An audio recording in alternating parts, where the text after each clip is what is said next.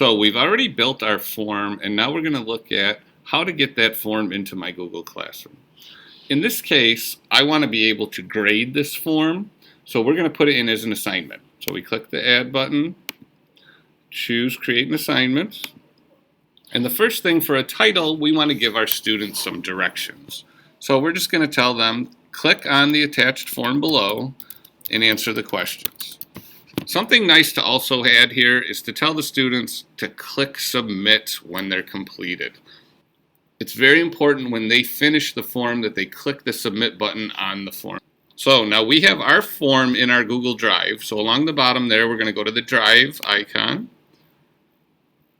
And I can see my form right there, the Hope Chest. So we're going to click on it and click Add in the bottom. So now our form is attached right to our assignment in Google Classroom. You can put a due date or a topic if you'd like. We're not going to worry about it right here. And we can assign it to our students. So now we see our form is there. Notice the little note, review, or you can view responses in sheets. So you could click on that from there once students are done, and it'll take you to that spreadsheet we created earlier. Now we're going to take a look at how this appears in a student view of Classroom. So I'm in my class as a student here. I see that this form has been added in as an assignment from my teacher, and the directions are right here. Click on the attached form below and answer the questions. I also need to click Submit when I'm done. So I'm going to go down here and click the title of the form, and it takes me right into the form so I can complete the questions. Once they're done, this is where that little note comes in. They have to make sure they submit their form. So I can click Submit here as a student. It's going to tell me that I submitted my form. Now it says open the assignment. Now this is also important. They need to go back to the assignment in Google Classroom, and it's submitted. So it says here it's done. I can tell that my teacher has it. So we're going back now to the teacher's view, and I can see that one student submitted the work. It's done.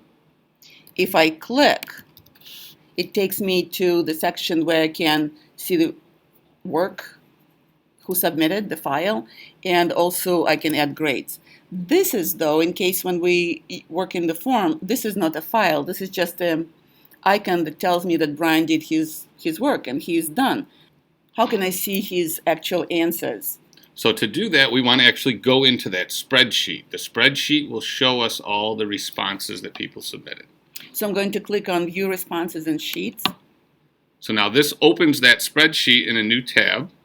And it's kind of difficult to see all my questions. I might not remember. I would like to see the whole question. What can I do? So if you go up to the upper right or left corner, of the sheet, you can click on that blank box.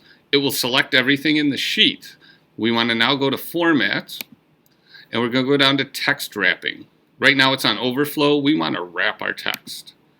That way you can see the whole question and what was asked and all of their answers. And I see that Brian did not write a paragraph here.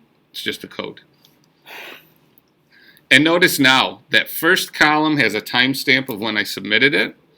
And this is why we say always make the first question name. You can see right here whose answers you're actually looking at.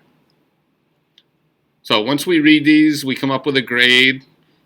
So I go to the tab with my Google Classroom right here. So we go back to Classroom. And next to my name, we can click on Add a Grade. I think mine was 100. Well, I didn't read the code, but okay, all right.